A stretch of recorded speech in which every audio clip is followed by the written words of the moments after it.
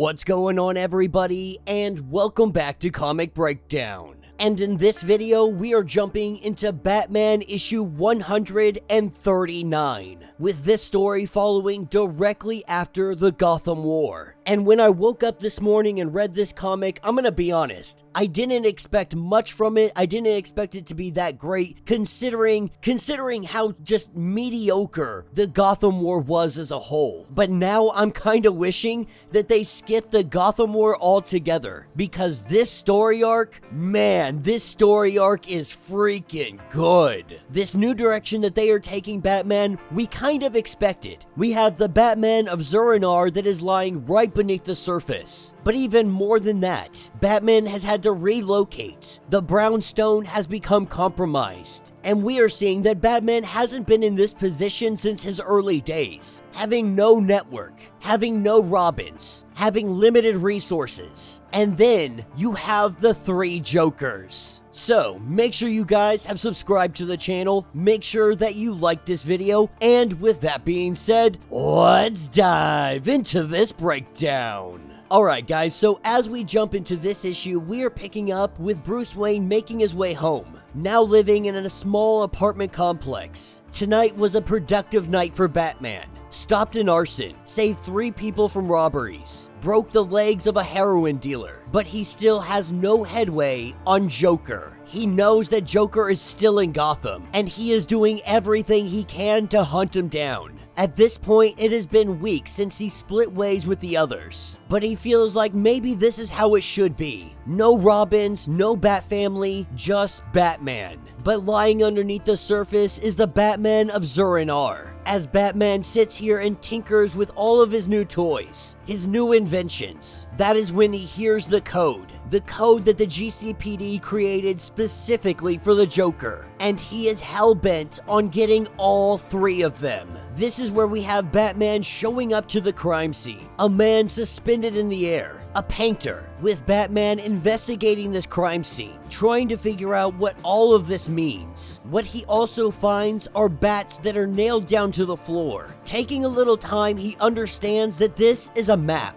These are all places that he has been. These are all places that he is trained. Every single one of his mentors are mapped out right here on the floor. And so he has to ask himself, if this is the Joker, how would he know about this? How would he know about my mentors? Continuing on his investigation, this is where he comes to the conclusion that the Joker is going after the Gray Shadow. This was his first mentor that taught him everything about cat burglaring. And just recently, Interpol had tracked her to America 2 weeks ago. Having a location of where he needs to go next, this is when he takes off. He goes into this mansion that is also a relatively huge dollhouse. The owner being someone that was more of a recluse, loved being alone, but also loved her dolls. With Batman making his way inside, that is when he hears the voice of Joker. The dolls begin spraying him with lighter fluid. Soon after, we see the flames erupt. Batman working quickly to put this out. This whole mansion is a tinderbox. If this fire were to get out of control, it would absolutely decimate everything. It would go up in seconds. This is when a giant life-size baby attacks Batman. As the 2 of them begin to tussle, this is when the helmet comes off. The giant baby head falling off, and this is Floyd Shannon. This is one of Joker's old goons, and now trained by Selina. And right in front of Batman, he takes his own life. Hearing a voice upstairs, Batman goes running, believing it is the Gray Shadow, but what we find on the bed is nothing more than a TV. A live demonstration of what the Joker is about to do. As the Joker begins to attack her, the screen turns to static. That is when the Joker, he peeks in from the ceiling, looking through the cracks in the boards. Batman shoots up his grappling hook and he pulls it all down. As he jumps up to the next floor, this is where he finds multiple bodies shown with spotlights on them. A recreation of all the horrible tragedies that he has endured. The death of his parents, the death of Robin, the death of Alfred, and then the death of Catwoman. The Joker showing him that everyone you ever touch, everyone that you have ever known, they always end up dead. Walking into the next room, this is where we see Joker upon his throne. Batman wanting to bring all of this to an end, saying no more games, no more victims, just the Joker and Batman. And the Joker says that he couldn't agree more, that lately he's been having a bit of an identity crisis. So a one-on-one is more than refreshing. But the thing is, he doesn't want to fight Brucey. He is not here for Batman. He wants to fight the real Batman. The Joker is calling out the Batman of Zur-En-Arrh. And in this moment, Batman drops down to his knees. He loses all control, asking the Batman of Zur-En-Arrh what he has done.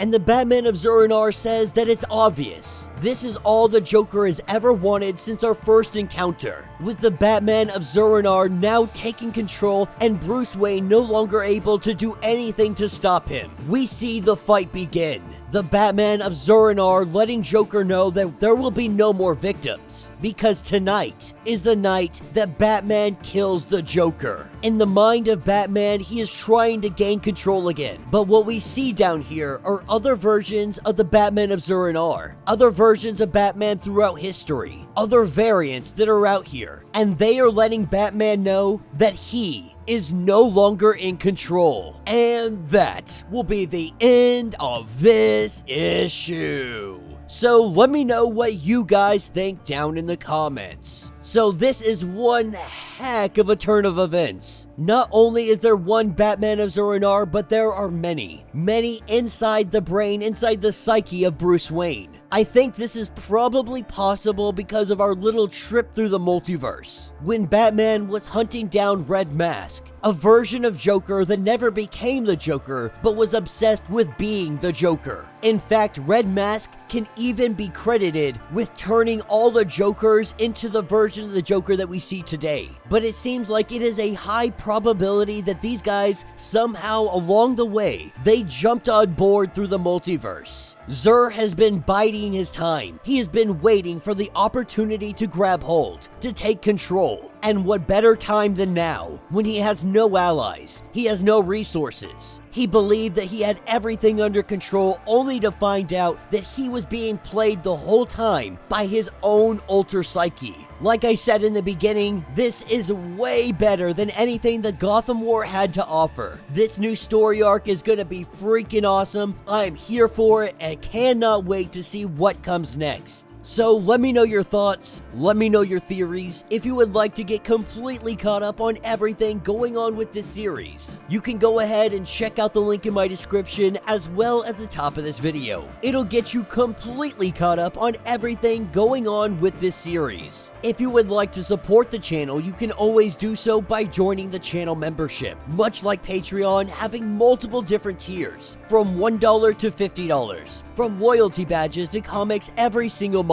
Not only are you helping out the channel tremendously, but you are getting tons of perks in the process. Now, if you're unable to do this, do me a favor, subscribe to the channel, like this video, hit that notification bell, and with that being said, until the next breakdown.